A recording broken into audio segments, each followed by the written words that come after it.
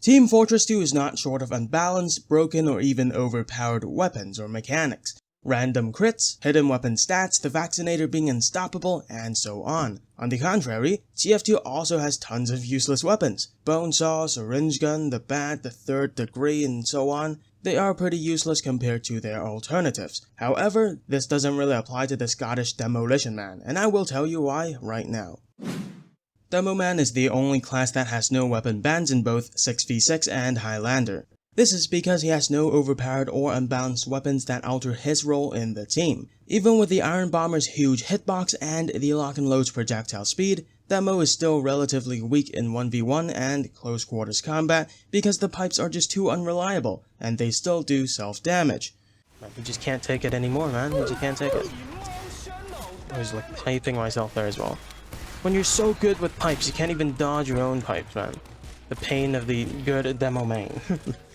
This forces most demos to just stick to the stickies and be the team fight damage dealer that he is supposed to be. Speaking of stickies, let's talk about his secondaries right now. There are only 3 sticky bomb launchers in the game and only 2 of them are good, at least in my opinion, I guess.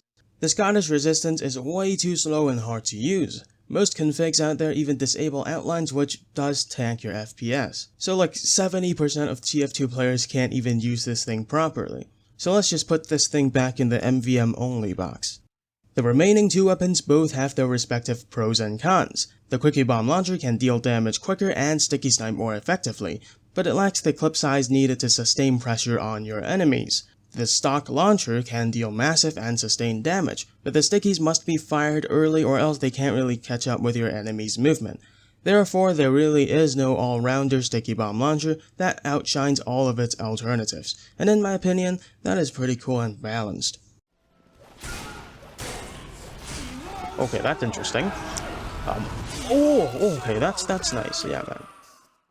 Demonites could be as good as normal Demo Man. Tons of health, decent damage potential, and running at the speed of light is not bad at all. The only problem is that tons of things can actually counter him. Sentries, pyros, even overhealed heavies can easily get him at a melee range or even kill him before he reaches it. No Demonite weapons can actually prevent that. They might have some minor differences, but they are fundamentally the same. They all require you to go in with a shield and swing your pointy stick like a madman. And honestly, sentries and pyros are too prevalent in casual for Demonite to be viable 24/7, so Demonite definitely isn't unbalanced.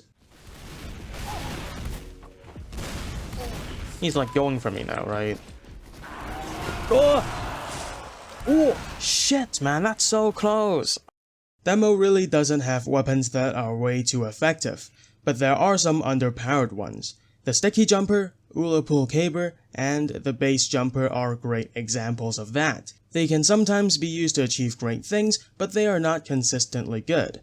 And now that sounds like a bad thing, right? But in my opinion, it's not. Gimmicky playstyles shouldn't really outshine the original. Doing this can allow different playstyles to exist without them being too strong. And this is why Demo Man is the most balanced class in the game. Thank you for watching.